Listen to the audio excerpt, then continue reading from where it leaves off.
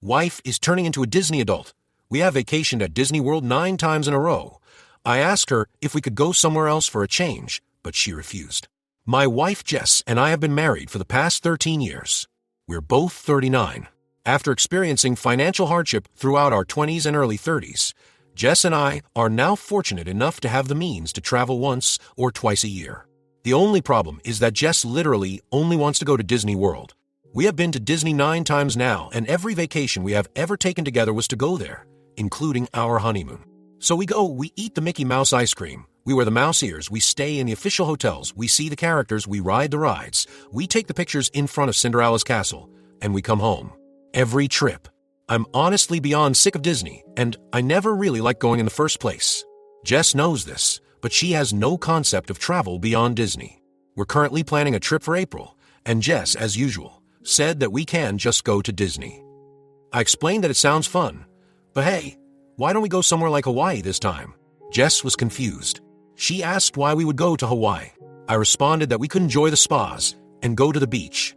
Jess mumbled a half-hearted answer and walked away. A few days later, she approached me, saying that she made hotel reservations for Hawaii. At first, I was excited because although she did so without consulting me, it seemed like she was really listening. But then, when she showed me the hotel she booked, I found she had made reservations for Aulani, the Disney resort in Hawaii. Frustrated, I told her that I'm honestly tired of Disney and that I just want to have a different experience this time. She told me that she was compromising with me and that I should be appreciative for the time she spent. I asked her if she was willing to consider anything other than Disney for our trip, and she said no. At this point, I said that I wasn't going. Now she's furious. She canceled the reservation she made, and now she's looking for a friend to go to Disney World with again without me. Was I the asshole here for not trying to accommodate her request? Ada has no consensus spot. Opie received the majority of NTAs and few others. Top comments. Commenter 1. How the fuck did this go on for 9 trips without you saying something? I'd have gone mad after going a second time. Commenter 2. FFS. Does she realize there's a whole non-Disney World out there? And it's much less expensive with shorter lines? Commenter 3.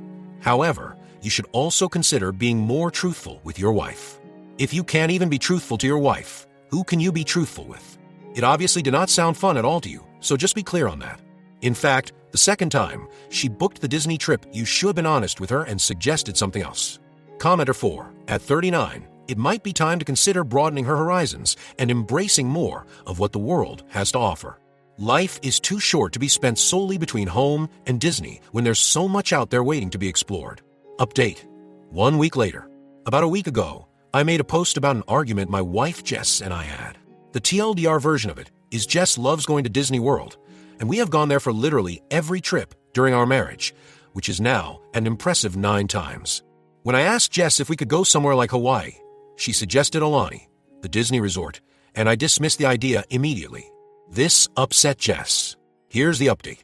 I screwed up. I know most people were giving me the NTA judgment, but Jess actually showed a great deal of openness to my idea. She took initiative by reserving the hotel because she wanted me to be happy. When I said nope, no Disney, she felt that I hadn't put any effort into taking her feelings into consideration. And she was completely right. I hadn't. It was, in a twisted way, my form of revenge for dragging me to Disney World all those times. In the last post, some people commented about how Aulani barely even looks like a Disney resort at all. This is something I should have researched myself before I threw the gauntlet down with Jess. When I looked into it, it looks like a run-of-the-mill Hawaiian resort. In my defense, going to Disney World 9 times has kind of made me sensitive, and I'm fairly sure that on a Rorschach test I'd see nothing but mouse ears at this point, but I really should not have jumped to conclusions. A day after I made the post, I approached Jess and apologized. I was wrong. Yes, she might be a Disney adult, but aside from always wanting to go to their theme parks, she's never obnoxious about it. I said I was sorry and asked for permission to reserve the hotel again, and Jess responded that she'd love to go to Aulani with me. When I told her that it's not really all that Disney, Jess said, "Of course I knew that. I wanted to go because my sister said it was beautiful." I'm a moron. Jess and I have replanned our vacation, and we're super excited to be going now. I came to this realization because a lot of people pointed out some things I should have figured out myself. Thank you. Comments. Commenter 1. Man, did you get gaslit. 9 fucking vacations in a row to Disney, Did she take your feelings into account any of those 9 times? Nope. Commenter 2. What do you mean she's never been obnoxious about it? She dragged you to Disney 9 times in your marriage, ignoring your communicating that you wanted to go somewhere else.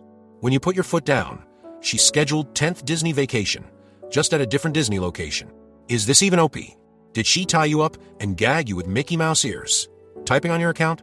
Because her behavior is not okay, and a 10th Disney trip when you said no more Disney is zero compromise on her part. Do you need to be extracted? Commenter 3. This update actually makes me sad. I'm sure Alani is lovely, but Jess still is not considering your feelings, and you still aren't standing up for yourself. You need to communicate, respectfully, calmly, and like adults. Maybe this is a good bridge to less Disney-centric vacations. Maybe not, but unless you communicate your frustrations, you're going to be going to something Disney-themed next time. 2. Update. Nearly 3 weeks later. Hi again, everybody. This situation all started because my wife Jess and I had an argument about going to Disney World on vacation again. I didn't want to go because we had already been 9 times, and when I suggested Hawaii, Jess made reservations for Aulani, which is a Disney-owned resort. I immediately rejected this idea, mistakenly believing it was just another Disney vacation. Eventually, I realized that I was wrong, and that Aulani was a perfectly fine compromise. Unfortunately, we will not be going to Aulani for our upcoming vacation. A couple of days after Christmas, Jess had a minor car accident. She mistook drive for reverse and backed into our garage door. When I heard the loud bang, I ran outside, and I found Jess holding her neck in the car. I immediately drove her to the hospital, where she got x-rays done. She seemed fine, but the doctor said that based on her symptoms, headache, neck pain, numbness in her fingers, she could have whiplash. Jess and I figured that she would be fine in a couple of days, but almost 2 weeks later, she is still complaining about back pain. Yesterday, she approached me, saying that she wasn't confident she could go to Hawaii in a few months. I asked what she wanted to do, and while apologizing profusely, she asked me if we could postpone that trip. I responded that she had absolutely nothing to apologize for. After that, she said that she felt bad about not being able to go to Hawaii, but she might be able to make it to Disney World. While I didn't understand at first, she told me that it has very high accessibility and in a worst-case scenario, ECV rentals. She doubts that will be necessary, but assured me that we could take it easy there. I know that this isn't the conclusion people here wanted, and it's certainly not what I wanted to do with my next vacation, but Jess's health has to come first here. We've made our reservations. It's not where I want to go, but Jess is super happy right now, and that's what matters most to me. Thank you all for your input. Comments. Commenter 1. A resort is infinitely more relaxing and easier than Disney, even for non-injured people. I think you got played, buddy. Disney adults be scheming. Commenter 2. Damn, she's good. A master manipulator. Time to get out, bro, or you're going to be miserable for the rest of your life. Commenter 3. She literally did that on purpose, LMAO. You keep getting sucked into it, and you will always get sucked into it because you have no backbone. Good luck with the rest of your life, woozy face. Update. If you haven't been following, here's the TLDR of the situation. First, my wife Jess wanted to go to Aulani, the Disney resort, for our upcoming vacation. This was after 9 consecutive trips to Disney World. I eventually agreed to this plan. Then, Jess had a minor car accident in our driveway. She felt she couldn't make it to Hawaii, and therefore we made a compromise where we go to Disney World one more time. So long story short, last week Jess overplayed her hand. Even before that, I found her recounting of the car accident and the extent of her injuries suspicious. When she doesn't know I'm watching, she moves normally, will pick things up off the floor, and generally seems perfectly healthy. When she sees me nearby, she exaggerates every movement, holds her lower back, and limps. Well, on Saturday, Jess approached me saying that she wanted to move. This made no sense. We had so little money throughout our 20s and early 30s, and now we're financially well off solely because I finally have an amazing job in our area. Jess said she understood this, but she argued that she wanted to live closer to her parents. She asked me to move to Orlando with her. So, first off, her parents do not live in Orlando. They live in Atlanta, which is smack dab right in between where we currently live and Orlando. Jess cited there being more flight options, and then she tacked on that she may have a job opportunity in Orlando. When I asked her to show me the job, she showed me a $16 per hour sales associate position for a sector where she has absolutely zero knowledge and experience. I'm not proud of this, but I snapped. I told her she just wanted to move closer to Disney World, that she was tearing our lives up so she could go take pictures with Disney princesses, and that she was a horrible wife. Jess denied this, naturally, and she told me that she's moving to Orlando with or without me because her parents need her. After this, Jess went to her room and started listening to Disney music with the volume at max, singing along. I listened to her rendition of Let It Go more times than I can count. Maybe. It refers to me here. The next morning, she told me that she was moving to Orlando with or without me, and said that if I want to be a piece of shit husband, I can just stay where I am. I'm going to just be a piece of shit husband. I've tried. I've tried to deny the obvious because it would make Jess happy, but I can't anymore. I just want to be alone. I wasn't responding to your comments, but they've helped me more than you can know. Thank you to everyone who posted comments. Commenter 1. Jess has truly reached the ultimate level of Disney obsession. Moving just to be closer to Disney World? We stan a committed fan. OP, yes. I'm a fucking idiot for going along with it this long. I just want her to be happy. Commenter 2. Let her go. Let her go. Op, doe please gezicht met vreugdetranen. And she kept delivering that the cold never bothered me anyway line in such a catty way. Like, bro, you're moving to Florida. It's the end of January, and it's 71 fucking degrees there. Update. Another 2 weeks later. Well, here we are again. If you've been following my saga of marital demise via mouse ears, you'll know that my wife, Jess, is in the middle of what I can only describe as a full-blown Disney-induced meltdown. Quick recap. 9 consecutive Disney World trips, attempted compromise with Alani in Hawaii, minor car accident turned miraculous, Disney World recovery, and now, her grand plan to move to Orlando, definitely not for Disney, of course. After our last blowout, Jess went radio silent. No apologies. No conversations. Just her locked in the bedroom with a whole new world, playing on repeat like it was her personal national anthem. I, on the other hand, have been living in quiet resentment, marinating in the realization that my marriage might actually be crumbling over a theme park. And then, shit got even weirder. The suitcase incident 3 days ago, I came home from work, and there was a Mickey Mouse suitcase sitting by the door. Not a normal suitcase. No, this thing had ears. It had gloves for handles. It had a tail. I stared at it like it had personally wronged me. I walked into the bedroom. Jess was sitting cross-legged on the bed, scrolling through her phone. The faint instrumental of Be Our Guest was playing from her laptop. I pointed at the monstrosity by the door. Going somewhere? She barely looked up. Yeah. Where? Orlando. Of course. I let out a slow, deep breath. You're just leaving. Jess sighed dramatically. Look, I already told you. I can't keep living like this. You clearly don't care about what makes me happy. I have job opportunities down there. My parents need me. I cut her off. No, you don't. That got her attention. She narrowed her eyes at me. What? I folded my arms. You don't have job opportunities in Orlando. You applied to work at the World of Disney store. That's not a job opportunity, Jess.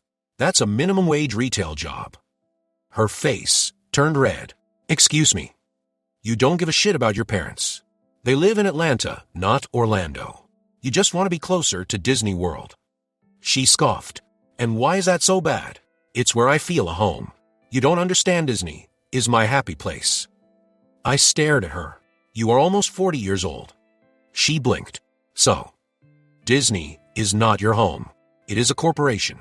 You're trying to uproot our entire lives so you can be within a 20-minute drive of a Magic Kingdom. That's not normal. Jess shook her head and started gathering her things. You're just like everyone else, she muttered. You think it's stupid. You think I'm stupid. I exhaled. Jess, I don't think you're stupid. I think you're obsessed. And I think you're choosing a theme park over your husband. She zipped up her Mickey suitcase with a little too much force. And I think you don't care about what makes me happy. And then she walked out the door. Where we stand now, Jess is currently in Orlando. She booked a Disney hotel for an indefinite amount of time, because of course she did, and has been posting Instagram stories like she's living her best life. Selfies in front of Cinderella's castle, videos of fireworks, a boomerang of her clinking champagne glasses at Be Our Guest with some other Disney adults she apparently met. Meanwhile, I'm at home, sitting in our very non-Disney themed house, trying to figure out how the fuck my life got here. I haven't texted her. She hasn't texted me. I assume, at some point, she'll run out of money and need to talk to me again. But honestly, I don't think I'll be here when she does. Final thoughts for now. I don't know if this is the end of my marriage, but it sure as hell feels like it. If I'm being completely honest, I think Jess has been gone for a long time. And I don't mean physically. I mean mentally, emotionally. It's like she disappeared into the Magic Kingdom years ago and never came back. And now, I don't know if I even want to go looking for her anymore. Commenter 1. Bro, she chose Disney World over her actual real-life marriage. Let her stay there. You deserve better. Commenter 2. Do not let her come back just because she runs out of money. She will never stop doing this. You will be trapped in a never-ending cycle of Disney-induced gaslighting. Run. Commenter 3. LMAO, she literally left you for a theme park. You are about to be the first man in history to have irreconcilable differences legally defined as wife wanted to move to live inside Disney World. OP. I am now realizing how insane this entire thing sounds. But I swear to God, it's real. Final update. End of the Disney saga. Well, folks, it's over. I didn't think this would be the final update, but here we are. If you've been following along, you know the story by now. 9 consecutive Disney World vacations. The failed attempt at a compromise with Aulani. The convenient injury that somehow still allowed for a Disney trip. The Orlando move announcement that made absolutely no sense. And then, finally, Jess leaving to live her best life at the most magical place on earth. After she left, I stayed in our house, waiting for the other shoe to drop, waiting for the inevitable "I made a mistake" text, but it never came. Instead, I got something else entirely. It happened 3 days ago. I was sitting at home, debating whether or not to reach out to Jess, when my phone buzzed. Not a text from her, an email from a lawyer. Jess had filed for divorce. I read the email 3 times, thinking I was hallucinating. My wife, the same woman who insisted I was the villain for not supporting her lifelong dream of Disney-induced bliss, was divorcing me. And then I saw the reason: irreconcilable differences in lifestyle and personal fulfillment. I actually laughed out loud. It took her less than a month in Disney World to decide that I no longer fit into her storybook ending. The final conversation, I called her. She didn't pick up. I called again. Nothing. Then finally, a text. I think this is for the best. I know you don't understand my love for Disney, but it's part of who I am. You never truly supported that, and I need someone who will. She needed someone who would support her Disney obsession like it was a fundamental part of her soul. I stared at the message, dumbfounded. And then I realized this was a gift. For years, I had been fighting this uphill battle, trying to make Jess happy at my own expense. I let myself get dragged through 9 vacations, through arguments, through compromises that only went one way. And for what? So she could ultimately decide that I wasn't Disney enough for her? I texted back, "You're right. This is for the best." And then I blocked her. Where she is now a mutual friend told me that Jess stayed in Orlando. She's apparently renting an apartment with 2 other Disney adults who she met through some Facebook group called the Annual Pass Holder Family.